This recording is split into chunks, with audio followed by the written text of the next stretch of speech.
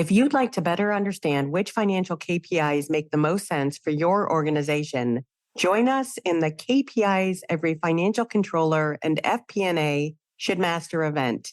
In this 60-minute webinar, Paul Barnhurst, the founder of the FP&A Guy, will dive into the key metrics every financial controller and FP&A professional should master, focusing on the formulas behind the numbers and the reason behind implementing their tracking in the first place. The webinar will take place on October 19th, starting from 12 p.m. EST. No matter what type of company or organization you work for, you won't want to miss this event. So find the link in the episode resources or head over to bebold.com/webinar-subscription to register.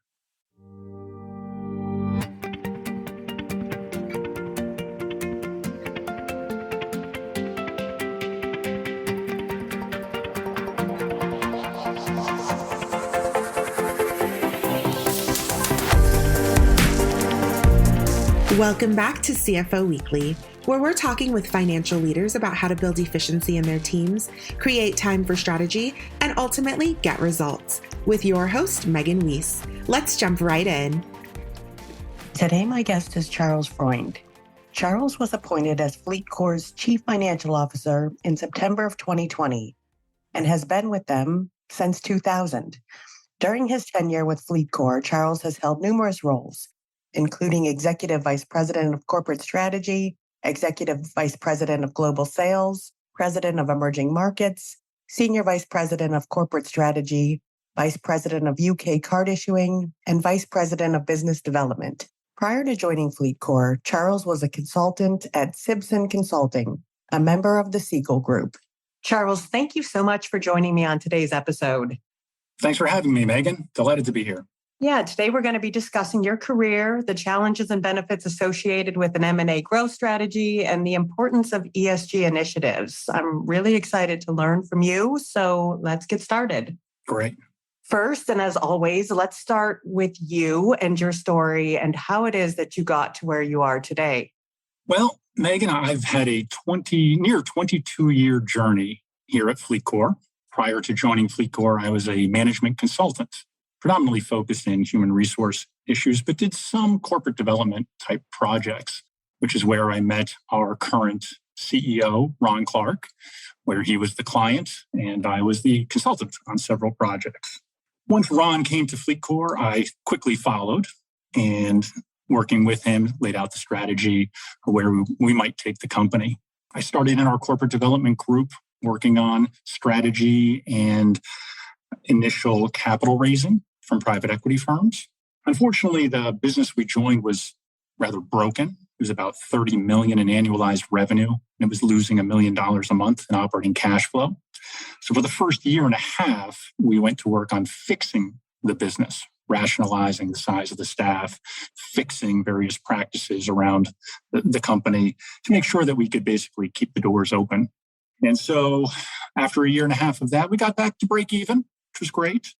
And then we're able to actually raise some private equity money, and that started our acquisition spree. And so starting in 2002 with that recapitalization, we started consolidating businesses in the United States. And I played a key role in that until about 2006, when we decided we wanted to expand internationally. I led a deal to buy a company in the UK, and upon closing that, was assigned the integration task. So I moved over there without my family and worked to integrate that company into FLEETCOR. Subsequently, we bought a couple other companies in the UK, and I then relocated my family there to run some of those businesses. And that gave me my first experience as a general manager, where we both operated businesses and then continued to buy and consolidate in that market.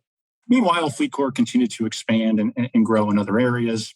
I was there in the UK for about 2 years and then came back to help with our IPO.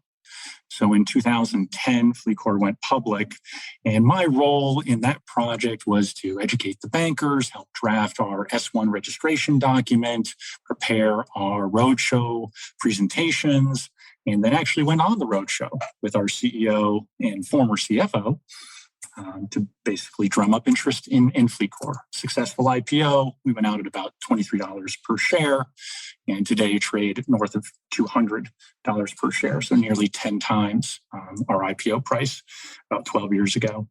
Post the IPO, my role shifted to what we called President of Developing Markets. So FLEETCOR had operations in Europe and North America. And the CEO said, whatever we can go and acquire in other places, that'll be yours to run. And so was able to take our company in 2011 into Mexico, in 2012 into Brazil, and then in 2013 into Australia, New Zealand, and acquired a few other businesses in Brazil. So I was at that point a group president operating businesses all around the world, but they didn't really interrelate very, very well. And I speak no Portuguese. And so it made more sense to take the Brazil business and give it to someone who could actually operate it in local language. And then we took Mexico, gave that to the North America team, and then Australia and New Zealand moved into the Europe team, which brought me into more of a corporate strategy role. So I wasn't necessarily running M&A, but I was working side by side with our CEO to advance various strategic initiatives, mostly around sales, product development, revenue management, as well as other things, IT, organizational structure, certain partnerships that we were evaluating. Basically anything that he felt he wanted another set of eyes on, I would get involved in. And that lasted for about 3 years or so, 4 years. And then when our former CFO decided to retire in the year 2020, in the midst of COVID, Ron approached me and asked me if I would consider the CFO role.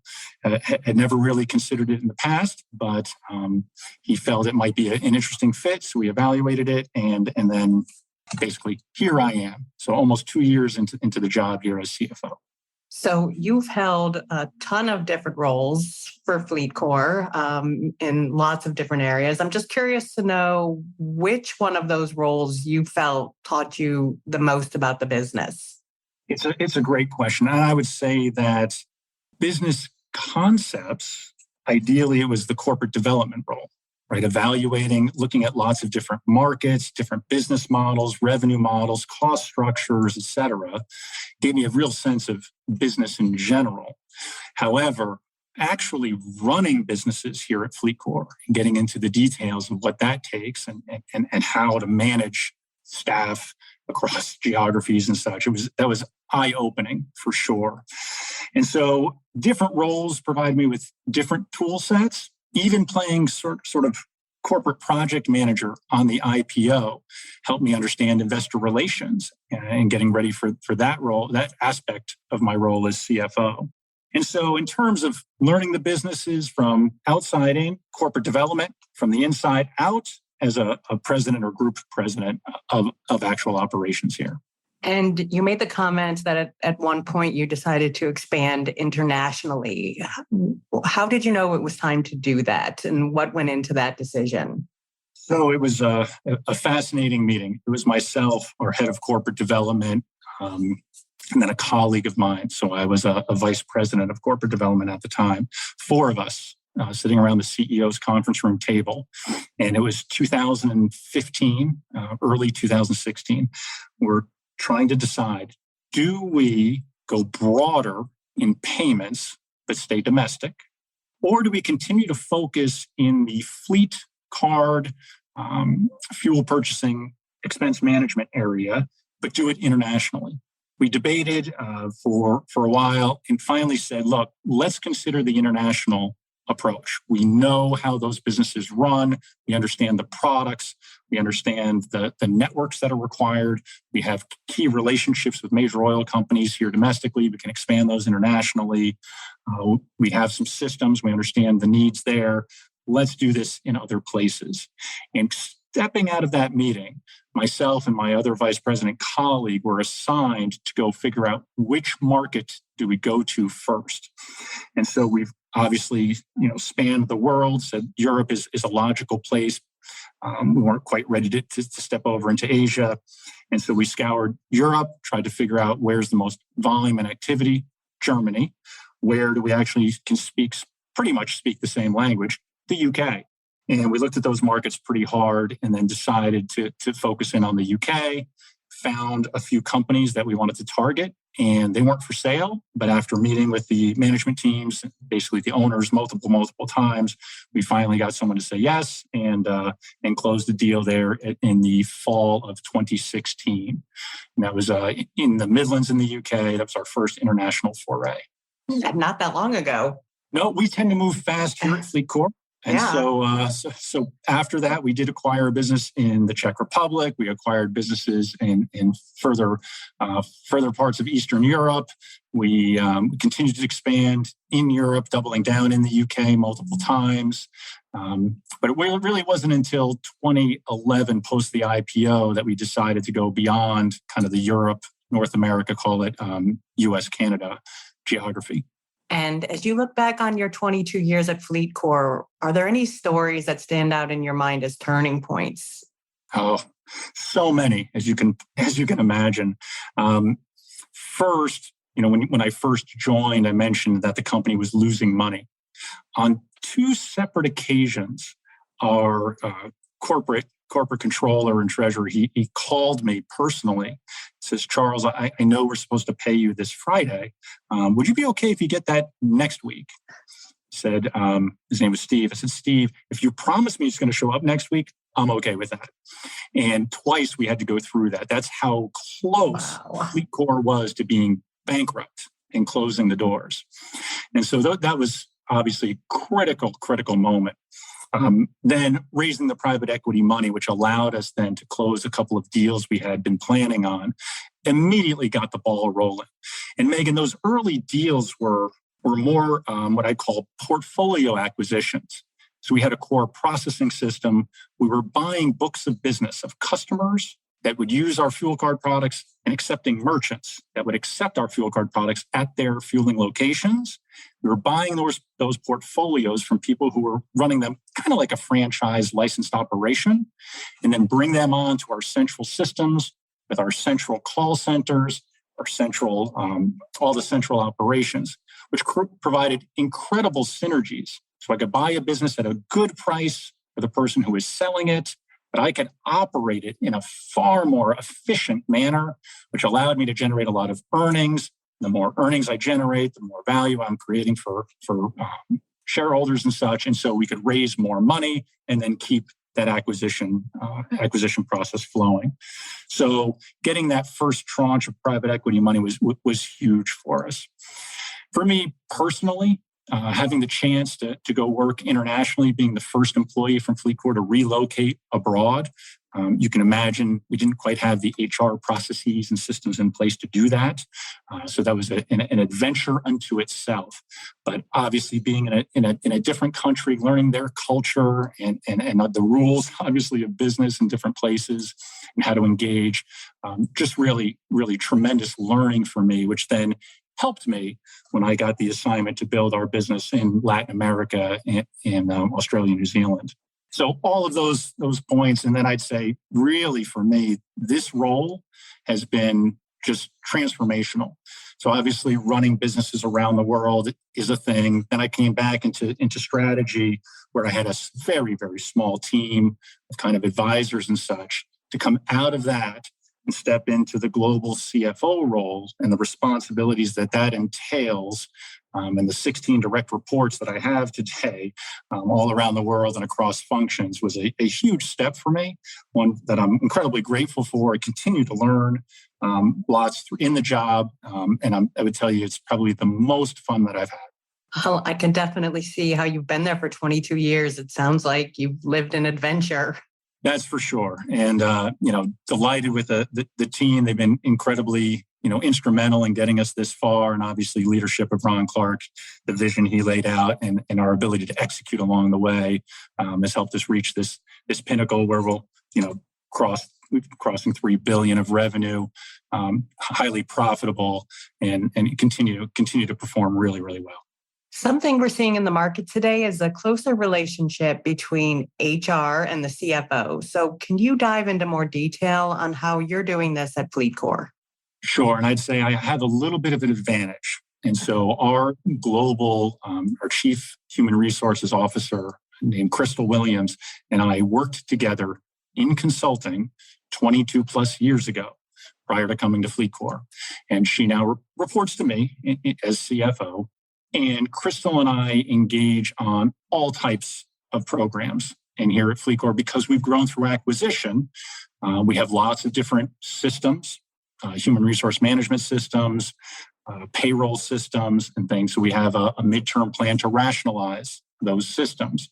We're constantly working on rewards programs for folks, whether that be the merit rewards programs, our bonus programs, or our equity programs, making sure that we can both attract and retain great talent across the organization.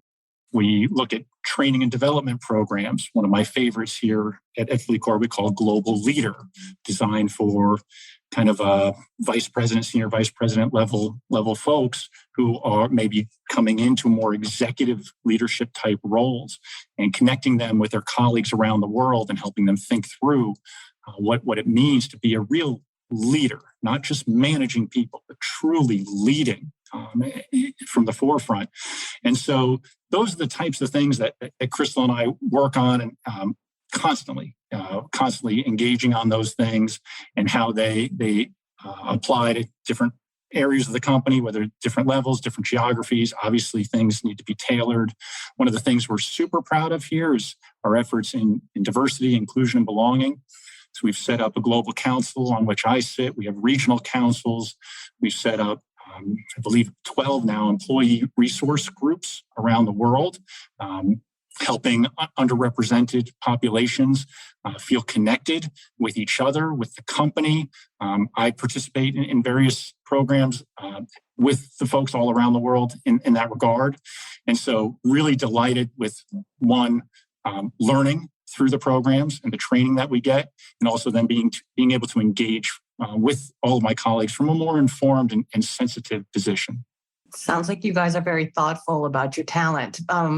Curious to know, with the way the talent market is right now, have you guys had to make any changes to the way you're doing things? How are you continuing to attract and retain talent when it doesn't seem to be plentiful? Yeah, there is a battle going on, and we are fighting the good fight. We have made certain adjustments in terms of compensation and wages in various areas. I would say our merit increase budget this year, we're probably gonna exceed that a little bit in an effort to fight off the competition. Our story, luckily, does speak a little bit for itself. So FLEETCOR isn't a household brand name as a business-to-business operation. We don't market a lot on billboards. You're not going to see a lot of television commercials. But for people who are in the payments space, they'll know about us based on our track record. And that in and of itself helps a lot. And then, as you mentioned, our focus on people, the culture here is quite unique for a company of our size. So we have been able to keep that entrepreneurial, dynamic, kind of created as you go type of culture with proper controls and such in place, but not overburdensome in terms of structure, process, bureaucracy, things that often come when you get to a company of our size. We've done, I think, a phenomenal job keeping that entrepreneurial spirit alive, which attracts certain types of folks, right? You want to work hard, enjoy it, create, build value. If that's what you want to do, not just administer something that's already built, but go and create new things. This is a really exciting place because we have the capital, we have the expense structure. We can afford to go and do new things, which can be hard to do. If you're in a startup and you run out of capital, that's no good. Or if you're in a larger, bureaucratic, overly burdened business, it's hard to be as dynamic. And so I think we found kind of this interesting middle ground with our culture and our approach that helps us attract the kind of folks that we need to keep growing the business the way we want to grow it. And I see that FLEETCOR recently acquired a UK-based cross-border payments business called Global Reach. Can you talk more about the company's growth strategy and the role that you specifically play in M&A? Certainly. And so FLEETCOR's overall growth strategy does bifurcate. We do focus a lot on what we call organic growth. So this is where we sell more business and clients than we lose. And that way we can continue to grow even if we don't do M&A. However, we supplement that organic growth with very thoughtful acquisition strategy.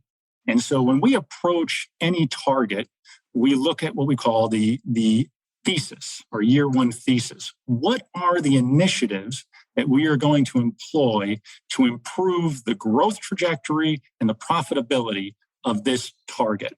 And so for us, Megan, it's less about what we buy and more about what can we do with it, either on its own or in conjunction with other assets that we already own. That could entail cross-selling. It could entail monetization of payments through some of our networks, whatever it may be. If we can find synergistic opportunities with other assets that we have to create the 1 + 1 = 3 scenario, we will do that. If we don't, but the asset is still super attractive on a standalone basis, given the ideas we have, given we've seen so many different businesses and evaluated things we own, things we looked at but decided not to buy, we have lots of ideas on how to create value. And so when we look at a target, we put it through this kind of process, ideation process. What could we do with it?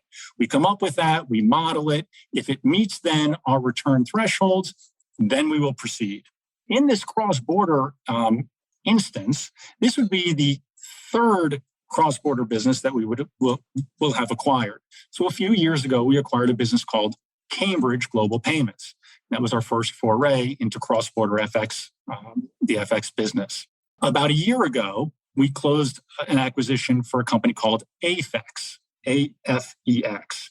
And that business looked a lot like the Cambridge business. It operated in similar geographies, but with a different overlap, different strengths. And so where Cambridge was really strong, say in Canada, but had operations in the UK, AFEX was really strong in the UK, but had operations in Canada. And so the footprints were highly complementary. They were in the same geographies, but in terms of scale, highly complementary. Selling very similar products to a very similar customer base. And so the idea was we could buy this business, run it on our platform and with our operations teams, and basically get incredible cost synergies on the back end once we're integrated. And so we have not yet fully completed that integration, but we're very, very close. And have made progress, obviously, along the way, and have benefited from the progress we've made. But by the end of this year, that integration will be 100% done. Global Reach is version 2.0 of that same kind of playbook, where they're in similar geographies. I'm buying a portfolio, but I can move that portfolio onto my systems and generate all the same types of synergies. We think this is a really interesting strategy specifically for that cross-border FX business, as there are many fragmented players outside of the major banks that operate in this space, but don't have our scale. And since we've now proven our capability to integrate an acquisition onto our core platform, we have incredible confidence to go out and bid a good price and be able to port the next target on in a very similar fashion. So once you've made an acquisition, how do you quickly and successfully work on integrating it? Like, how do you spend your first 100 days? Yes, and integration does take different forms. And so in some cases where the business is more standalone, it may be in a new type of payments category that we haven't operated in before. Similarly, like Cambridge a few years ago, we weren't in cross-border FX. It's kind of standalone. So the things that we focus on, first and foremost, we get control of the cash, make sure that we have all the controls in place for that. We get control of people. And so people policies, making sure we're in compliance with things, making sure that people don't hire or fire without us knowing and follow the rules. And then systems, making sure, one, that they're secure, right? So make sure from data security perspective, and then obviously they're built to run. And so making sure systems work, people are controlled, cash is controlled. That's kind of the first and foremost what we're on. And then But that's all around control and stability. Then we immediately start in on our initiatives. What we'll often do is assign a project manager, that may be someone out of the corporate development group or one of our strategy teams, and they'll play kind of coordinator. And then we go and basically engage the management team. We share the vision. Look, this is what we're trying to accomplish. Here's how you're going to benefit from that. There may, in some cases, be certain financial incentives for people to help us achieve these integration outcomes. And then we get to work. And that work could be around setting up new sales channels, maybe product innovations. It may be system conversions, whatever it may be. And again, it's always specific to that target based on the opportunities that we've already identified through our diligence process. And FLEETCOR is in the process of expanding its portfolio, especially in the EV sector. So first of all, what is EV? Yes, so EV, electric vehicles. Okay. This is, as you might see in the headlines in the news and such, a very, very hot topic, focusing on it's better for the environment. And in some cases, it can be cheaper for the consumer, the driver. Historically, for FLEETCOR, right, we've sold a lot of fuel cards. Now, fuel represents about 40% of our business today. So we have diversified a lot. As an example, when we went public in 2010, fuel was over 90% of our revenue. So we have diversified a lot. However, it's still a meaningful portion of our $3+ billion in revenue. So 40%. And one of the concerns is, well, if everyone goes to EV, do they still need your services? And so one of the things we try to explain to folks is that our services aren't just about buying a fuel commodity. It's about controlling the fleet purchase. Whether you're buying fuel or electricity or an oil change or whatever it is, you want to spend the company's money in a smart way. So it's really more around expense management. It's not specific to fuel. But nonetheless, as folks transition to EV, the services need to evolve. And so what I mean by that, it's different networks. Not every EV is going to be charged at a gas station. There are EV chargers at the shopping mall and the hotels and other places. So you need a different network to serve those types of vehicles. You need the ability to track at-home charging. And so when people go home and plug their EV in, it's not free. Right? It's like running your air conditioner with your front door open. It's a large appliance that's pumping out, that's consuming energy. And so you want to control those costs and be able to reimburse your employees in a timely way so they're not out of pocket for filling up, re-energizing that company vehicle. And so the nature of our services still around data and reporting of volume, whether it's how much fuel you buy or how much electricity you use, looking at that across vehicles to see why certain drivers might consume more energy than others. And that has implications on battery life and obviously expense costs. So all these similar types of expense management and data and reporting that allows a fleet manager to manage a fleet of internal combustion engines will also help them manage a fleet of electric vehicles. Now, many fleets don't really convert all at once, right? They may have a fleet of 100 vehicles and they may take 5 or 10 and turn those to EV and then continue to run the other 90. And so for us, having the ability to get all that different data and provide one comprehensive view of a fleet for fleet managers is quite important. And so what we've done in the last 2 years is partner with and make minority investments in a couple of companies that provide these types of services. So over in the UK, we made a minority investment in a company called MENA.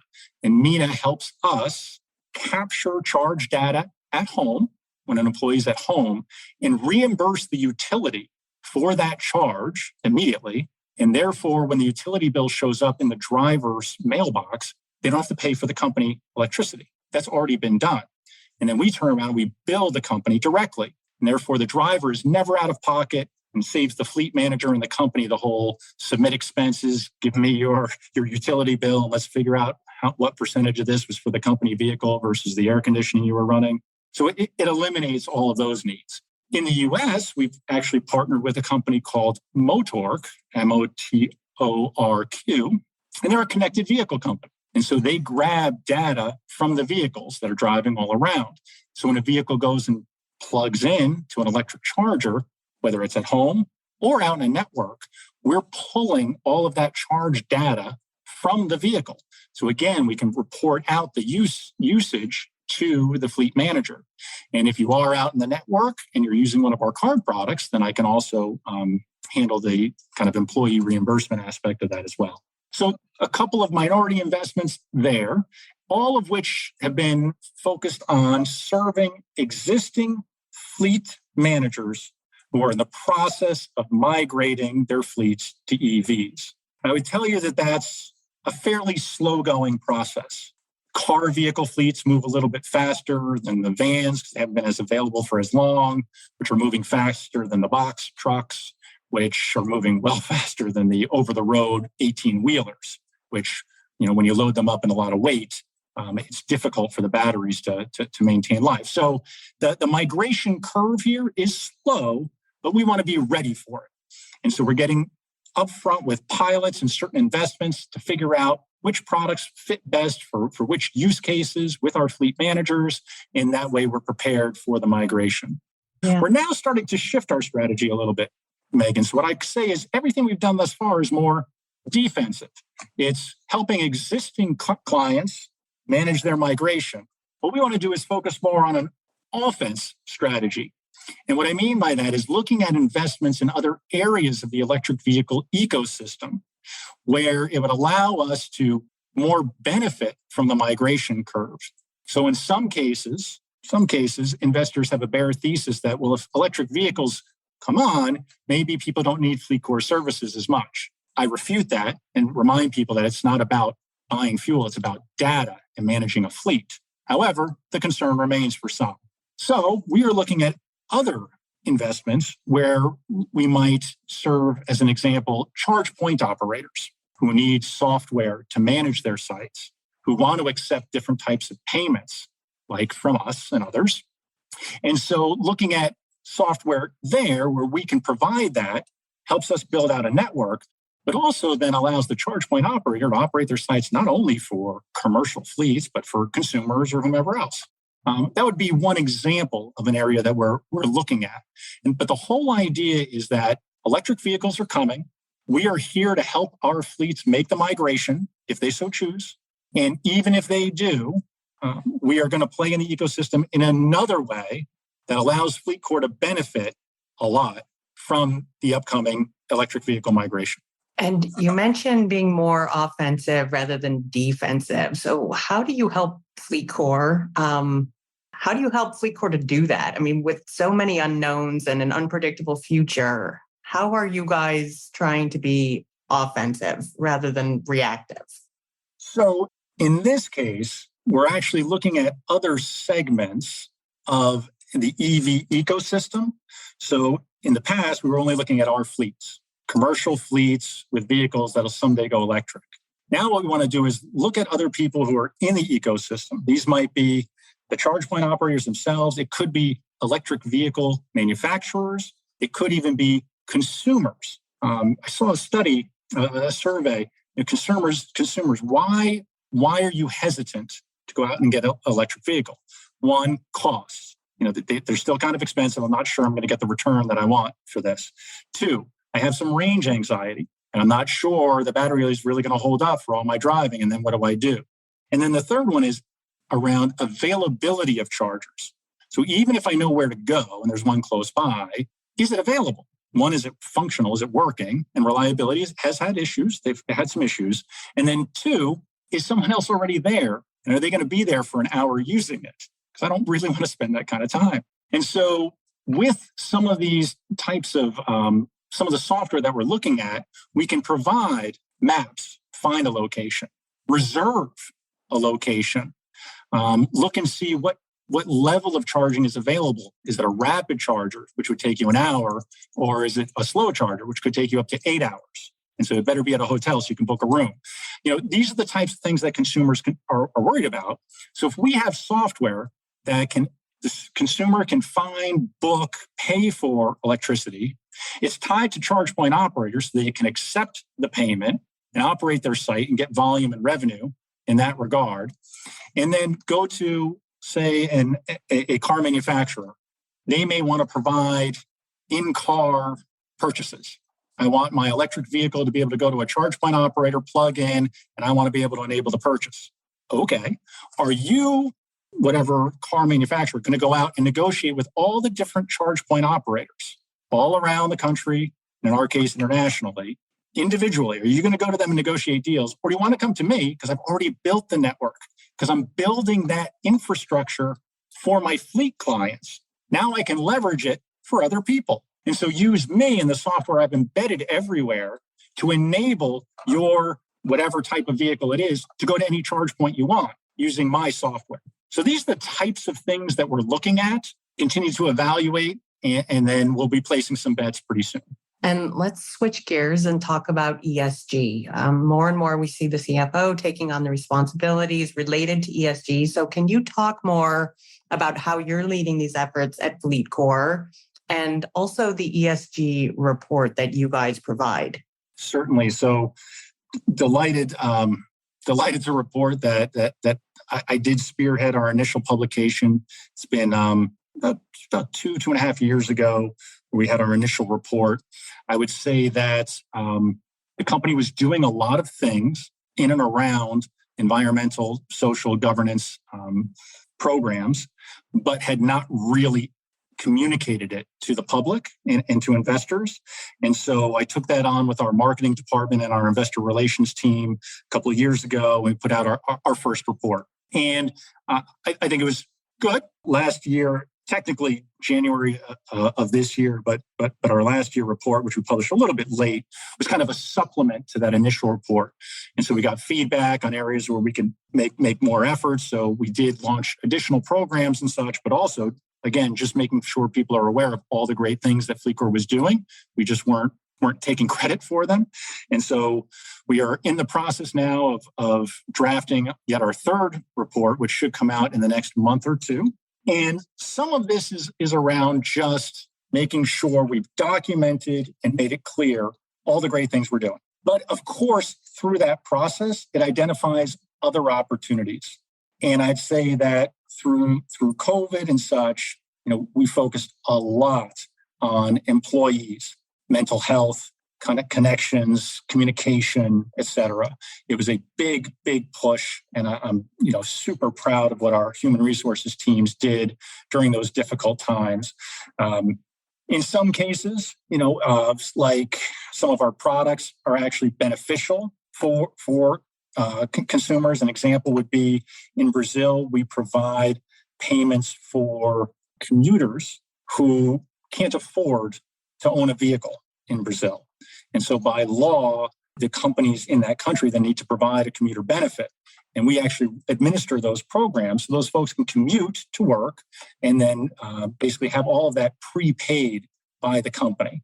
And so it's a form, helps us with financial inclusion, similarly like our pay card products, where folks may not qualify for credit cards and such, but by getting their wages put on a prepaid card, they can go out to restaurants and use it. They can go online and make purchases. So some of our products, help with financial inclusion.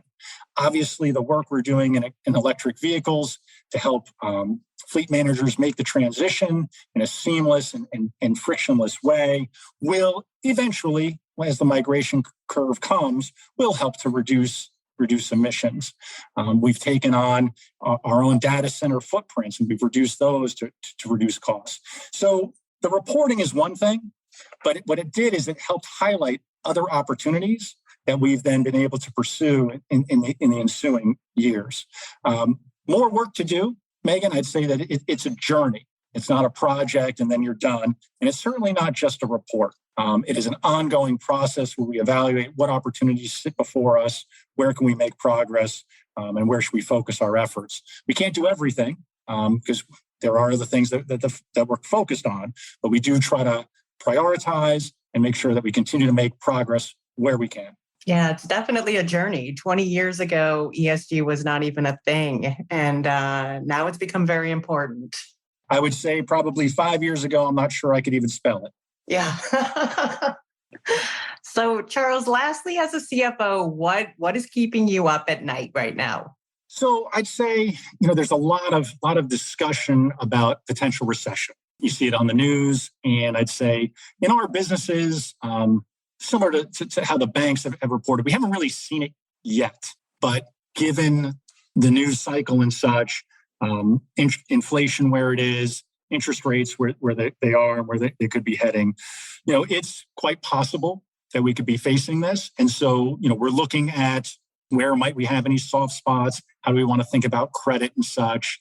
So these are things that, the come and go, the cycles come and go, but you just want to make sure you're prepared and reserved appropriately and make sure that if there are any soft spots, we can shore them up. We've been through this before, whether it was the 2008, 2009 global financial crisis when FLEETCOR was basically flat for the year over year with no major reductions in staff, or whether it was COVID, which affected us disproportionately, given a lot of our payment products have mobility elements to them, fuel, tolls, lodging. But even that weathered the storm and came out stronger on the other side. So I'm very optimistic that we'll once again can battle through this, whatever it turns out to be, whether it's a Category 1 hurricane or something bigger, as James and Diamond kind of alluded to. But either way, I think FLEETCOR is very well positioned with the strength of our balance sheet, our liquidity, our operating margins. I think we're just in a really, really strong position to weather any storm that comes. Yep. And as you mentioned, challenges always present opportunities. Indeed. And we will capitalize as we have in the past. Charles, thank you so much for being my guest today. Megan, I really enjoyed it. Thanks so much for inviting me. Yeah, I really enjoyed speaking with you, and I appreciate you taking the time to be here with us today. And I wish you and FLEETCOR all the best. Sounds like you're both doing amazing things. And to all of our listeners, please tune in next week. And until then, take care. If you're ready to boost efficiency and streamline your accounting processes at significant cost savings, it's time to talk with Personiv. Their people-powered solutions have transformed the delivery of back-office tasks and general accounting functions for decades, partnering with clients to provide everything from accounts payable to payroll services. See what Personiv can do for you by visiting personiv.com. You've been listening to CFO Weekly, presented by Personiv. Please subscribe wherever you get your podcasts to hear all of our episodes. Want to learn more? Check out personiv.com. Thanks for listening.